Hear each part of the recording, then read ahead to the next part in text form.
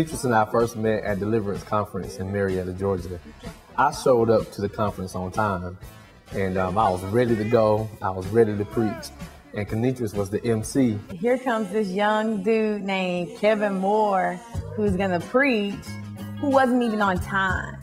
But when I got finished preaching, I sat beside her, and I noticed that she was looking at me. She was like, you know, all in my grill. I was trying to figure out, what's this girl looking at me? What does she want? I'm thinking, oh gosh, what does this dude want? His dad was already sitting to my right, and I talked to him like a very nice person. And now the son is to my left. Okay. She, you know, talked to me and said I did a good job and pat me on my shoulder, said she was going to pray for me. We talked during the service. I was completely aware of the fact that he was spitting game. I mean, obviously, Kevin was like, so, you know, I think we could do ministry together. And I'm like, really? I really thought that she could help me out with ministry work. Do you really want to do ministry with me? I think not. So I asked her for a phone number, and she gave me her phone number. When I got to the car, I found out that it was a number missing. I think it was the spirit in me, because I didn't do it on purpose, but, you know, hey, I left off a number. So I Facebooked her and asked her, you know, I told her, you know, you left the number out. You know, what's up with that? If you really didn't want to talk to me.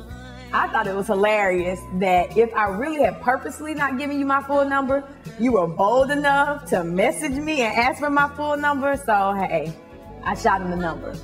I think that because he reached out a second time, to me, he was taking a chance. And to me, most guys are so arrogant and into themselves that it showed me that Kevin was kind of sincere in his approach. And maybe he really did want to do some ministry work, but I was also slightly impressed that he was bold enough to reach out for a second time.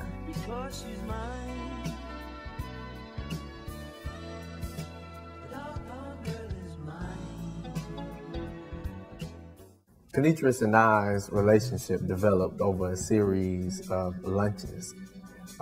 We would meet constantly during the day and have lunch. Our main spot was Chick-fil-A. That's when Kevin truly kind of opened up and told me his story. I kind of told him my story. And I think that's when we were like, oh man, we got to keep each other near, because we just told each other our secrets. And like, we don't want nobody that we're not friends with knowing our true goals, desires, aspirations, hurts.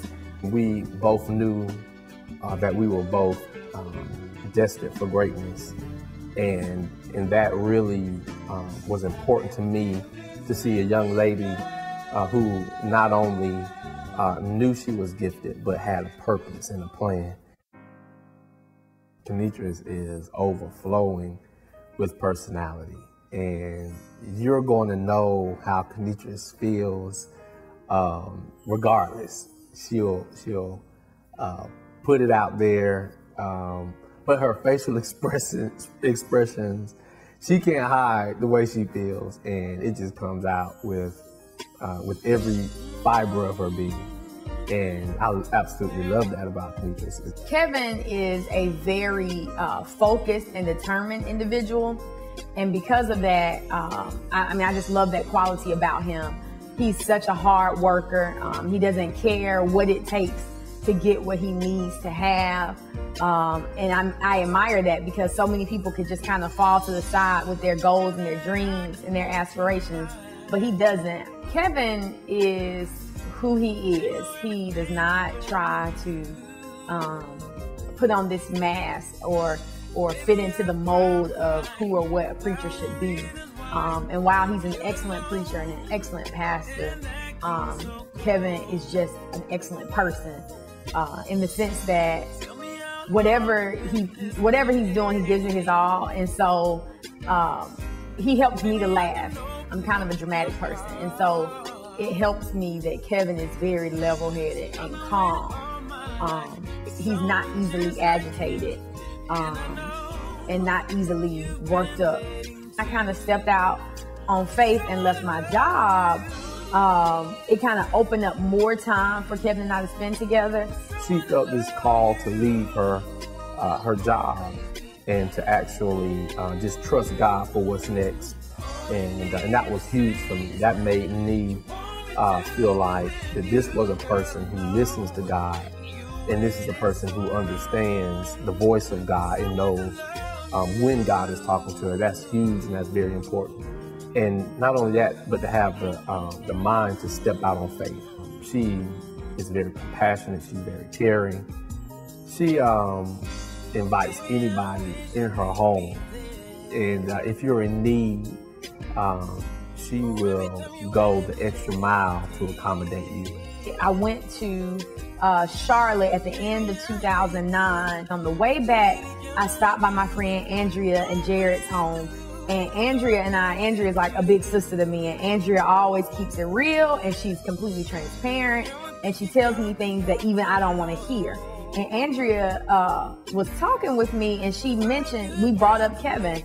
And I remember her saying, so what's your problem? Like, why aren't you willing to really give him a chance? And my mouth, I was flabbergasted. I didn't know what to say. Soon after that, we went to see Avatar together. We was like at the movie theater. Like, I knew it then. The movie had this phrase, I see you. And for them to see someone was to really know who that person was and to really trust that person and desire to be around that person. And so after that movie, I remember texting Kevin, I see you, Jake Sully, which was the main character. And so it was kind of just a random statement, a random text. But I think that opened us up to one another. And I think that that's really what shifted our relationship. Yeah, but we developed this bond, and it was deeper than a lover. You know what I'm saying? It was like a friendship, but even deeper than that type of thing. I took Kenita's horseback riding because she told me she always wanted to go horseback riding. So I took her horseback riding, and while we were riding on this horse, and all of a sudden I hear somebody going, whoa, whoa, whoa. So I look behind me, and all I see is Kevin's feet in the air. Kevin flipped off his horse, and the professional rider was standing there looking at Kevin.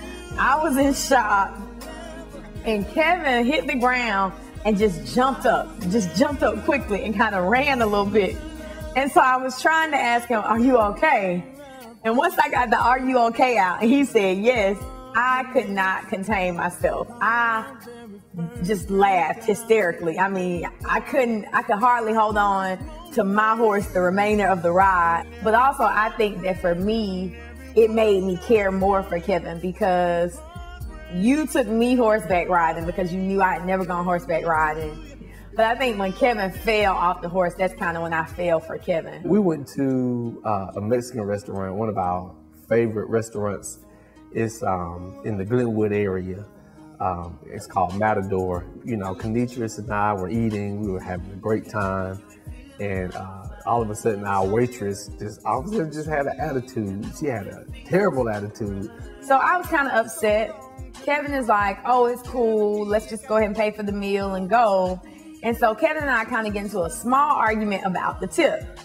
And I was going to propose that night. I was actually going to take Kenitris to Olympic Park and, you know, propose there.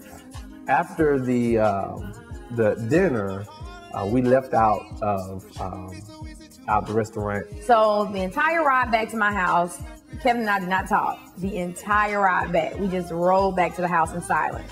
And I said, wow, this isn't a good time to propose to Kenitris. She's mad. She's upset. And I was kind of upset as well because I felt like this was our moment. This was our time. You know, this is when we were supposed to, you know, celebrate the beginning of our lives together. When we got to the house, you know, I said, okay, I'll see you later. I'll talk to you later. So I drove off and I left. And I went back home and I prayed about it. And I felt like God was really telling me, you know what, Kevin, now is the time. You know, you can't waste this moment. You can't waste this day. So I drove back to Kenitris' house. It was in the middle of the night. She was asleep. And all of a sudden I hear somebody saying, look at me, look at me. So I jump up and Kevin is to the right of my bed And so immediately I'm thinking something is wrong. You know, my brother needs me, my mom needs me, somebody needs me. And so Kevin has had to come into my house to wake me up because I've missed the phone call. And so I'm like, what's going on? Is everybody okay? He's like, everything is fine, Kenitris. I just need to talk to you. So Kevin goes on this monologue about how wrong I was to leave out of the restaurant and that I hurt him. And so I laid back down. I was like, Kevin, you should have talked about this before you left the house. I got to go to work in the morning. I'm going back to bed. So as I lay back down, Kevin says, look at me, look at me. And so this continues. Kevin keeps talking. And he finally says to me, all I could think about was wanting to marry you. When I got home and I prayed and I was talking to God, all I could think about was the fact that I wanted you to be my wife. And so, of course, I jump up and I look at him, and Kevin was on his knees the entire time. So he asked me to marry him, and I was like, yeah, put your ring on my finger. When I proposed to Kenitris, she called everybody that morning. She texted everybody the ring. She was so excited and happy. And I felt good because I felt like this was our moment. It was a moment that she and I shared together. And it was our private moment. It was our personal moment. I want to be for Kevin not just a wife in the fact that our signatures are on some license and, you know, filed at the probate court in Georgia, but I hope to be his friend and his #1 supporter. I hope to be a person that he knows that he can call on anytime, cry on, talk to, laugh with, and grow together. I know that God has so many great things in store for Kevin, not just as a preacher and a pastor, but as a person. And I want to be there with him and cheer him on through all of those steps in his life and in our life. As I grow and continue to be who God has for me to be, I know that he's going to be that person behind me, pushing me every step of the way, and even pushing me past the things that I think that I could do. You know, it's a terrible thing to be a public success and a private failure. And I think that Kenitris and I have everything it takes to be a public success. But the reason why I want to be with Kenitris for the rest of our lives is because I can see that we are successful privately. And everything that Kenitris has been to me, I pray that she continues to be that for me in the future. Kenitris, I know that we run into bumps in the road every now and then, but I think that on down the line, the road is going to be a lot smoother for us. I'm going to be that provider for you. I'm going to be that person that every time you think about me, you smile. And every time you cry, you want to be on my shoulder.